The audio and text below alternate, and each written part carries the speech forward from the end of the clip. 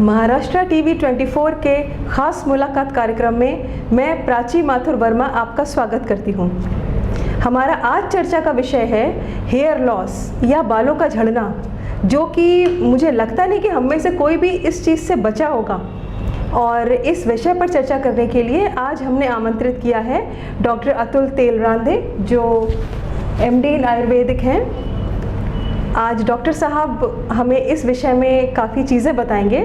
Doctor साहब, मैं ये जानना चाह रही थी आपसे कि ये हेयर लॉस या हेयर फॉल आखिर चीज़ क्या है, जिसे हम बहुत ही नॉर्मल सा समझते हैं कि भाई बाल तो काटने में झड़ते ही हैं। जी, बाल जैसे कि हमें पता है अपने बाकी और अवयवों की तरह जी, या और टिश्यूज़ की तरह एक टिश्यू है बॉडी का जी, हालांकि वो एक डेड टिश्यू है जी, जो शरीर के ऊपर, स्किन के ऊपर उगता है। जी, और उसके जो रूट्स होते हैं जी, वो स्किन के अंदर होते हैं, जिसे हम हेयर रूट कहते हैं। जी, ओके। अब नॉर्मली क्या होता है ना, जैसे बालों, अगर हम बालों की बात करते हैं तो कॉस्मेटिक पर्पस के लिए हम हेयर्स ऑफ द स्काल्प यानी सर के बालों की बात करते हैं। जी, नॉर्मली जब कॉम्बिंग करते हैं या रूटीन कॉज में भी बाल थोड़े बहुत झड़ते ही हैं, लेकिन वापस रिग्रो हो जाता है। जी, तो उस कोर्स में क्या हो जाता है कि हेयर की जो डेंसिटी और कंसिस्टेंसी है स्काल्प के ऊपर वो बनी रहती है। जी, जी, बट अगर आपके हेयर एक प्रमाण से ज़्यादा, जैसे 50 से 52 जी, जी, रोज से उससे अगर ज़्यादा झड़े और वापस रिग्रो ना हो, डेंसिटी और थिकनेस और कंसिस्टेंसी ऑफ हेयर अगर कम होने लग जाए तो इसे हम हेयर लॉस कहेंगे। इसे हम पैथोलॉजिकल है, सीरियसली इसको देखा जा सकता है कॉस्मेटिक पर्पस के हिसाब से। जी, जी, जी, वो हेयर लॉस कहलाता है। ओके सर, इस हेयर लॉस को एक ही तरह का होता है कि मतलब बाल झड़े तो इसको हेयर लॉस बोलेंगे, या इसके कुछ प्रकार भी होते हैं? देखो, हेयर लॉस यानी बाल झड़ना, जिसको आयुर्वेद में खालित्य कहा गया, और दूसरा हम उसका कॉस्मेटिक प्रॉब्लम देखें तो बाल पकना, जिसे हम पालित्य कहते हैं, यानी सफ़ेद होना, ग्रेइंग और वाइटनिंग ऑफ हेयर। ये दोनों चीज़ें आ गई। बाल कम हो जाना या बाल सफ़ेद होना, दोनों ही बालों से निगड़ित समस्याएं हैं। ठीक है।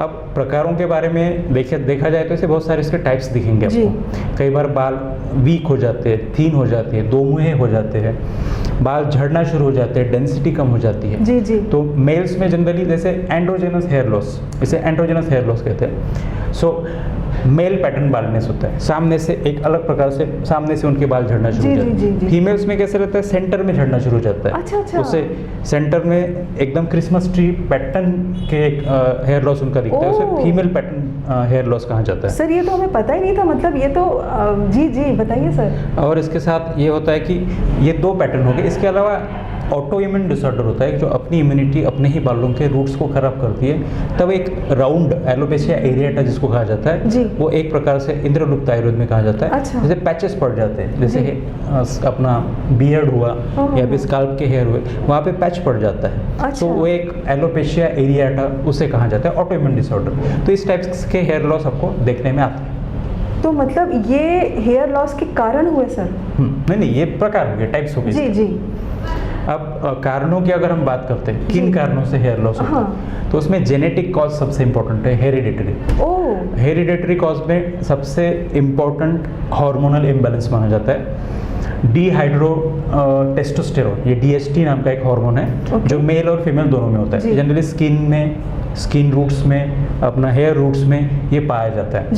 ये हार्मोन क्या करता है, अगर इस हार्मोन की एक्चुअली हेयर ग्रोथ के लिए इंपॉर्टेंट हार्मोन है वो, लेकिन स्काल्प के हेयर केस में अगर इस हार्मोन का प्रमाण लिमिट से ज़्यादा हो जाए तो हेयर रूट्स को वीक कर देता है और हेयर लॉस होना शुरू हो जाता है। इसका कॉज बहुत बार हेरिडिटरी होता है। जैसे अगर आपके अर्ली जनरेशन्स में पापा को या फिर उनके पापा को हेयर लॉस हुआ था या हुआ है, तो वो DHT पे इम्पैक्ट डालता है, जेनेटिक कॉज, जिसके कारण से हेयर लॉस होना शुरू हो जाता है।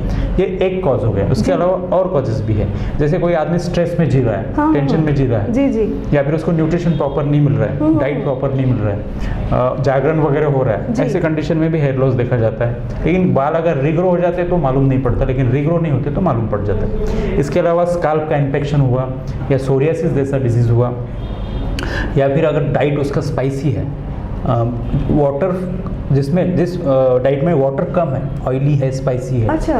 वाटरमेलन जैसे फ्रूट्स हो गया या फिर जिसमें जैसे छाछ वगैरह है, ये वाटर ज़्यादा होने वाले डाइट्स है। उसके उल्टा अगर है जैसे जिससे कॉज ऑफ हार्ट अटैक भी जो है वो भी हेयर लॉस में वो हार्मोन DHT बढ़ाने में और हेयर रूट्स को डिस्ट्रॉय करने में बहुत ज़्यादा रोल प्ले करता है। तो डाइट भी इंपॉर्टेंट चीज़ है, जंक फूड, स्पाइसी फूड, ठीक है, ये सारी चीज़ें भी। पोल्यूशन भी एक चीज़ है जिसके कारण जैसे कोल माइंस में अगर कोई काम कर रहा है, बहुत सारा डस्ट उसके ऊपर पड़ रहा है, अच्छा, तो भी हेयर का रूट है वो डैमेज हो सकता है, डिस्टर्ब हो सकता है। तो ऐसे न्यूमरस कॉजेस आप देख सकते हैं। कुछ मेडिकेशंस हैं, अगर कोई केमिकल मेडिकेशन यूज़ कर रहा है, हेयर डाइज जो हम यूज़ करते हैं जी, वो कई बार लोगों को रिएक्शन हो जाता है। कई बार फॉर द फर्स्ट टाइम अगर किसी ने हेयर डाई लगाया तो हेयर लॉस शुरू हो जाता है या फिर उसको रिएक्शन आ जाता है। केमिकल शैम्पूज हो गए, सोप्स हो गए, अगर ज़्यादा वो उसमें कोरोसिव डिटर्जेंट्स है जी, तो that also may cause a hair loss. तो सर मतलब जैसे आपने एक जो कोल माइंस बोला, आपका मतलब एक ऑक्सीजन की कमी भी, ऑक्सीजन कमी और जो डस्ट उड़ती है उसमें जो केमिकल्स पड़ते हैं वो सारी चीज़ें डिपॉजिट हो जाते हैं हेयर के ऊपर एंड इवेंचुअली स्किन को, रूट्स को खराब कर सकते हैं। That is also cause. Sir immunity की जो आजकल इस समय बहुत चर्चा चल रही है इम्यूनिटी वाली, तो मैं इम्यूनिटी को इससे हम कहीं रिलेट कर सकते हैं? मतलब देखिए, इम्यूनिटी आयुर्वेद के हिसाब से धातु बल कहते हैं। धातु यानी आपकी बॉडी जिससे बनी है वो सारे एलिमेंट्स। हेयर भी बोन का एलिमेंट माना जाता है आयुर्वेद के हिसाब से। तो अगर आपके बोन स्ट्रांग है यानी अगर आपका इंटरनल धातु स्ट्रांग है तो हेयर भी स्ट्रांग ही बनेंगे और हेयर जल्दी लूज नहीं होगी। ऐसा क्लियर कट आयुर्वेद में मेंशन किया हुआ है। तो इम्यूनिटी यानी अगर आपकी बॉडी की कंसिस्टेंसी अच्छी है, इम्यूनिटी अच्छी है मतलब न्यूट्रिशन सप्लाई अच्छा है इन ऑल कंडीशंस, तब आपके हेयर लॉस होने के चांसेस थोड़े कम हो जाते हैं। तो इम्यूनिटी जिसकी अच्छी है उसका हेयर लॉस कम होता है अकॉर्डिंग टू आयुर्वेदा, धातु बल के कॉन्टेक्स्ट में।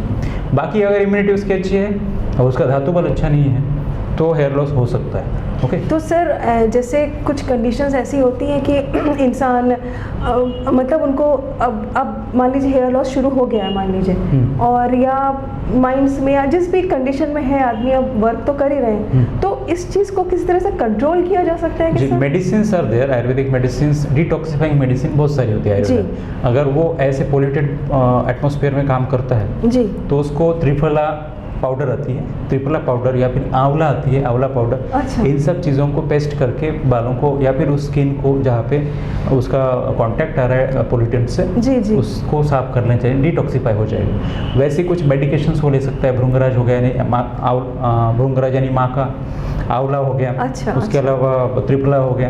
ये सारी डिटॉक्सिफाइंग मेडिसिन है जो ओरली वो ले सकते हैं। इसके अलावा आयुर्वेदिक मेडिसिन जैसे आंवला जूस आता है, आंवला रस आता है, वो बहुत बेस्ट मानी जाती है। जटामांसी, भृंगराज, ठीक है। रेडीमेड प्रिपरेशंस आते हैं ऑयल के, शैम्पूज आते हैं जैसे डैनो हेयर ऑयल और डैनो शैम्पू हो गया, बाली हेयर ऑयल, बाली शैम्पू हो गया। These are Ayurvedic cosmetic shampoos जो कि डिटॉक्सिफाई करते हैं स्किन की स्काल्प को, स्काल्प की स्किन को, और हेयर को भी लूज होने से बचाते हैं। तो ये उसमें से एक पार्ट है, प्रिवेंटिव तौर पे भी और क्यूरेटिव तौर पे भी आप यूज़ कर सकते हैं। तो सर इस तरह से मतलब जो आपने ये चीज़ें बताई हैं इसमें इनटेक भी है, खाने वाली चीज़ें भी हैं और एक्सटर्नल एप्लीकेशन भी है। तो मतलब इसमें कोई रेडीमेड शैम्पू जैसा है, जैसे नॉर्मली क्या होता है, जैसे डॉक्टर ने बताया उस समय तक तो सब लोग करते हैं कि भाई ये खाना है वो खाना है, और लेकिन थोड़ा सा एक ट्रीटमेंट हुआ कि भाई 1 महीने का कर लो या जो भी होता होगा, उसके बाद फिर वही रूटीन शुरू हो जाता है। तो सर ऐसा कोई शैम्पू होता है कि कम से कम कुछ प्रिवेंटिव?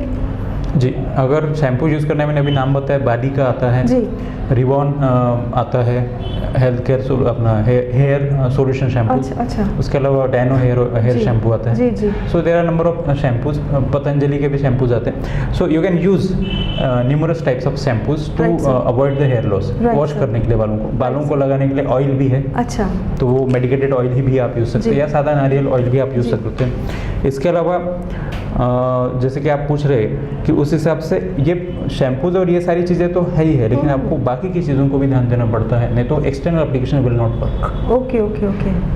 तो सर मतलब सर जैसे अगर कोई आपके पास आए कि हेयर लॉस या ऐसी प्रॉब्लम लेकर, तो उसमें आप उनको बालों की कुछ मसाज वगैरह या जैसे आप हेयर मसाज या हेड मसाज आप कर सकते हैं इन ऑयल से। अच्छा। हेयर मसाज के लिए हम नहीं, रब का बाल वैसे ही नाजुक हो चुके होते हैं। अच्छा। उनके रूट्स लूज हो चुके थे जी। तो उसके लिए आपको हेड मसाज जो भी करनी है हल्के हाथ से करनी है, हल्के हाथ से ऑयली लगाना है। अच्छा। रूट्स को मजबूत बनाइए। अगर उसमें मसाज करने जाओगे तो बाल झड़ जाएंगे। अच्छा। तो it is not indicated too much जब तक रूट्स आपके स्ट्रॉन्ग नहीं है। रूट स्ट्रॉन्ग है, नॉर्मल कोर्स में आप हेड मसाज कर सकते हैं, जो ब्यूटी पार्लर्स में भी करते हैं, पंचकर्म में भी करते हैं। जी जी। So that can be done. Sir ये जो आपने मसाज या जो भी ट्रीटमेंट्स बताए हैं, ये ट्रीटमेंट्स मेल्स फीमेल्स में डिफरेंट होती है या करीब करीब? ट्रीटमेंट देखो, फीमेल में एक चीज़ है, उनमें थायराइड भी देखना पड़ता है। अगर थायराइड हार्मोन का इम्बैलेंस है या फिर उनका मेंसेस में प्रॉब्लम है जी, ये सारी चीज़ें, उनमें कैल्शियम की कमी है जी, तो ये एडिशनल चीज़ें फीमेल्स के बारे में देखनी होती है। ओके। ये देख के भी क्योंकि दे आर हाइपोथायराइडिज्म हाइपरथायराइडिज्म दोनों ही कॉज है हेयर लॉस के फीमेल में। डिलीवर हुई है, लैक्टेटिंग मदर है, प्रेगनेंसी हुई है, उसके बाद का जो सिनेरियो है, वर्किंग वुमेन है, स्ट्रेसफुल है, सारी चीज़ें देखनी। Women are more stressful than, उनके ऊपर स्ट्रेस ज़्यादा होता है अगर वो वर्किंग है तो एज़ कम्पेयर टू मेल। तो वो भी फैक्टर्स देख के आपको वैसा असेसमेंट करके ट्रीटमेंट करना पड़ता है। सर ये प्रॉब्लम बच्चों में भी होती है क्या सर? या बहुत अभी तो एक बहुत कॉमन चीज़ हो गई है कि अर्ली एज में भी बच्चों के बाल पकना झड़ना शुरू हो गए। जी हाँ, जी हाँ, हाँ। इसलिए आंवला, आपको आंवला रसायन, आंवला जूस या आंवले से रिलेटेड जो भी मेडिकेशंस है, अच्छा, वो आपको, या आंवला का फल ही खिलाओ, ये बच्चों को खिलाते रहना चाहिए। क्योंकि आजकल जो हम डाइट ले रहे हैं उसमें फॉस्फेट, सल्फेट, यूरिया बहुत ज़्यादा यूज़ करते हैं हम लोग, फर्टिलाइजर्स का मिलता है हमें। जी। जंक फूड, फास्ट फूड खाने की होड़ ज़्यादा है, उसमें प्रिजर्वेटिव्स होते हैं। नमक ज़्यादा खाओ, स्पाइसी खाओ, ऑयली खाओ, ये मैंने अभी आपको कॉज में बताया। वो सारी चीज़ें हेयर लॉस के लिए कारणीभूत है। जिसकी भी बोनी इम्यूनिटी आयुर्वेद के हिसाब से धातु बल अच्छा है तो उसके बाल बने रहेंगे। लेकिन ये सारी चीज़ें तो हम सब खा रहे हैं, सबके बाल नहीं झड़ते। जी जी। जिनके बाल ऑलरेडी स्ट्रांग है उनके नहीं झड़ते, लेकिन जिनके नहीं है या जिनमें ये हार्मोनल चेंजेस हो रहे हैं उनके झड़ना शुरू हो जाते हैं। इसलिए प्रिवेंशन के तौर पे आपको आंवला जैसी चीज़ें, भृंगराज जिसको माका बोलते हैं, उसकी जैसी चीज़ें या त्रिफला जैसी चीज़ें अलग अलग फॉर्म्स में इम्यूनिटी बढ़ाने के लिए बच्चों को देनी चाहिए। तो सर मतलब बच्चों को हेयर लॉस हम अगर पहले से प्रिवेंट कर लें, हम यूँ मान लेते हैं कि भाई बच्चों को पहले से अगर कुछ देना चाहिए, हम मतलब नहीं भी हेयर लॉस है तो भी बच्चों को लिए आंवला वगैरह आप कॉमनली दे सकते हैं। आंवला का मुरब्बा, आंवले का मुरब्बा दे सकते हैं जी। आंवला खुद ही दे सकते हैं। अच्छा। आंवले के चूरन आते हैं, आंवले का पाउडर आता है, जी जी जी, आंवले का जूस आता है। अच्छा। उसके अलावा भृंगराज आता है, टैबलेट्स आती है, उसकी आजकल टैबलेट बनती है जी। हाँ, बहुत सारे सिरप्स भी बनते हैं जिससे कि बच्चों को इजीली दिया जा सकता है। एकदम अर्ली एज के बच्चों को देने की ज़रूरत नहीं। बच्चा जैसे एडोलेसेंट या फिर ग्रोइंग एज में आ जाते हैं ना, या फीमेल्स जैसे पीरियड्स उनके शुरू हो जाते हैं जी, उस एज में आ जाते हैं, किशोर अवस्था में आ जाते हैं, तब से ये प्रॉब्लम शुरू हो जाती है। उससे अर्ली एज में हेयर लॉस बहुत रेयर देखा जाएगा। अगर है तो फिर उसके अलग कॉजेस होते हैं, पेडियाट्रिशियंस उनके साथ डील कर लेते हैं। सर एक हेयर लॉस के बाद जो नेक्स्ट स्टेज होती है वो है गंजापन। एक तो मेरे हिसाब से जो गंजापन है, एक तो हेरिडिटरी जो आपने बताया, तो सर जो हेरिडिटरी है तो ये तो जनरली देखा जाता है कि भाई जैसे कोई है हमारे और उनके जैसे उनके पिताजी के सिर के जो मेल्स के होते हैं, जेंट्स के पीछे के बाल नहीं है, तो उनके सारे लड़कों के बैक साइड के बाल नहीं रहते हैं, और ये वाकई देखा जाता है। और सर वो अब मुझे नहीं पता वो लोग कुछ करते होंगे, लेकिन आते तो नहीं है उनके बाल। जेनेटिक कॉज में ऐसा है कि बहुत ज़्यादा कुछ नहीं कर सकते, बट वो जेनेटिक कॉज में एक ही काम कर सकते हैं कि वो डिले कर सकते हैं कि उनका बाल झड़े या फिर उनको बाल्डनेस डेवलप हो। इस चीज़ को आप डिले कर सकते हैं। इसको डिले कर सकते हैं, यानी जितना समय तक आप अपने बाल बनाए रखें, यंग एज में स्पेशली 50-55 तक अगर उसको खींच सकते हैं तो बेटर है। बहुत ज़्यादा जेनेटिक कॉज में कुछ किया नहीं जा सकता, बट आप प्रिवेंटिव करके ये मेडिसिन ले सकते हैं, ये सारी चीज़ें कर सकते हैं, जिससे स्पैन बढ़ जाएगा और हेयर लॉस डिले हो जाएगा। तो अर्ली एज में नहीं, जो भी चीज़ जेनेटिक कॉज से हो रही है उसको हम पूरी तरह से रोक नहीं सकते, डिले कर सकते हैं। डिले कर सकते हैं, राइट सर, राइट सर। और तो सर अगर ये डिले हमने बचपन से शुरू किया, जैसे जब पता है कि भाई जैसे होता है ना सब लोग बताते हैं फैमिली में ऐसा है, तो अगर बचपन से शुरू किया तो अच्छा रहेगा। जैसे कि बालों की केयर करना उसको हम बोलते हैं। पहले के ज़माने में आप देखते होंगे कि ऑयल लगाते थे बालों में, बालों को वॉश करते थे, शिकाकाई से वॉश करते थे, डाइट अच्छा होता था, आंवला खाते थे, फ्रूट्स खाते थे, लोग हेल्दी डाइट लेते थे, स्ट्रेस कम था। तो वो चीज़ें थोड़ी इम्प्लीमेंट करनी पड़ेगी, बालों की केयर खास लेनी पड़ेगी। और स्पेशली वाटर, अगर वो बहुत ज़्यादा सॉल्टी वाटर वगैरह है, उस टाइप का वाटर अगर यूज़ होता है, कई बार देखिए आप कुछ एरिया में जाने के बाद हेयर लॉस शुरू हो जाता है। तो ये इन सारी चीज़ों को आपको ध्यान में रखना पड़ेगा। अगर चांसेस है हेयर लॉस के जेनेटिक कॉज है उसमें, तो आपको बच्चों के या फिर अर्ली एज में हेयर की खास आपको केयर करनी पड़ेगी। स्ट्रेस इत्यादि अभी हमने जितने कॉजेस डिस्कस किए उनको हमें अवॉइड करना पड़ेगा, और उनकी हेयर ग्रोथ अच्छी रहे इसके लिए आपको मेडिसिन लेनी पड़ेगी। अगर वो गंजापन हो जाता है अर्ली एज में, गंजापन कुछ हद तक हम प्रिवेंट कर सकते हैं। कुछ मेडिकेशन कुछ लोगों में वापस हेयर रिग्रो होते हुए हमने देखा हुआ है। अच्छा।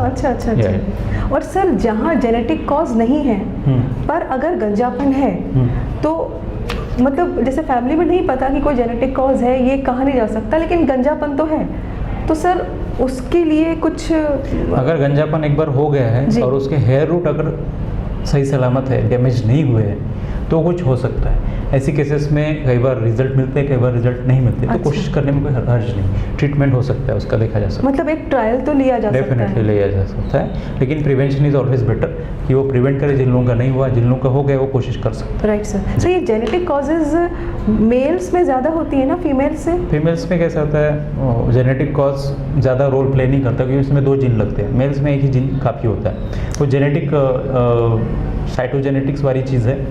तो फीमेल में फिर भी आप कुछ फीमेल में बाल्डनेस का जीन थोड़ा सा कम दिखता है, मेल्स में ज़्यादा दिखता है वो।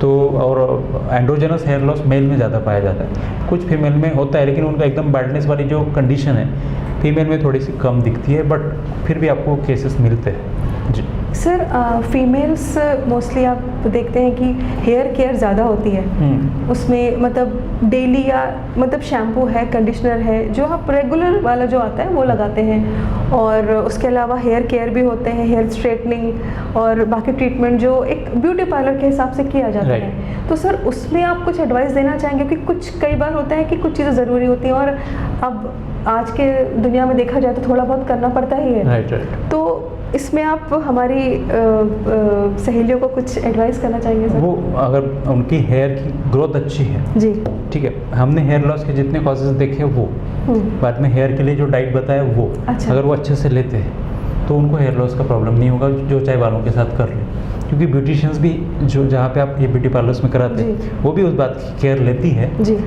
बट किसी को सूट नहीं हो रहा कोई केमिकल, तो वो नहीं यूज़ करेंगे। तो ये सारी चीज़ें आप कर सकते हैं, लेकिन इंटरनल हेयर ग्रोथ अगर अच्छी है, इंटरनली आप ये सारी चीज़ों को मैनेज कर पाते हैं, तो प्रॉब्लम नहीं होगा।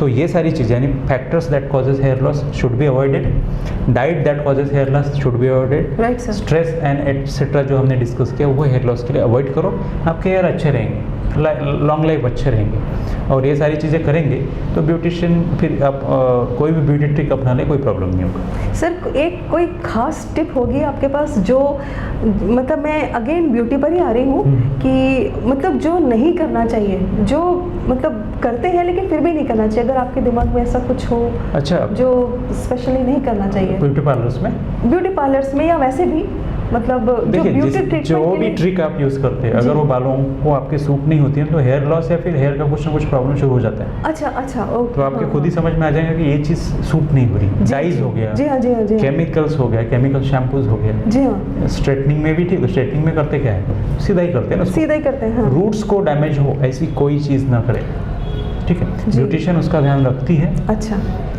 अगर नहीं हो रहा है, नहीं रख रहे तो खास उसकी तरफ ध्यान देने की ज़रूरत है, सो दैट रूट डैमेज ना हो गया तो कोई प्रॉब्लम नहीं होगा। सर आपने हमें ये जो हेयर लॉस है, वाकई ये इतनी बड़ी समस्या है जो सभी के पास है, और सब ये नहीं लगता कि कोई बीमारी है, लेकिन हाँ ये समस्या तो है और बहुत बार परेशानी भी होती है इससे। तो आपने हमको इतनी ज़्यादा इस बारे में जानकारी दी सर, मैं आपका बहुत बहुत धन्यवाद करती हूँ। Thank you very much sir. और मुझे पूरी आशा है कि आप लोगों को हमारा ये प्रोग्राम ज़रूर बहुत अच्छा लगा होगा और आपको बहुत टिप्स भी मिले होंगे इससे। आप इसको लाइक, शेयर और सब्सक्राइब करिए और हमारा प्रोग्राम देखते रहिए। खास मुलाकात। नमस्कार।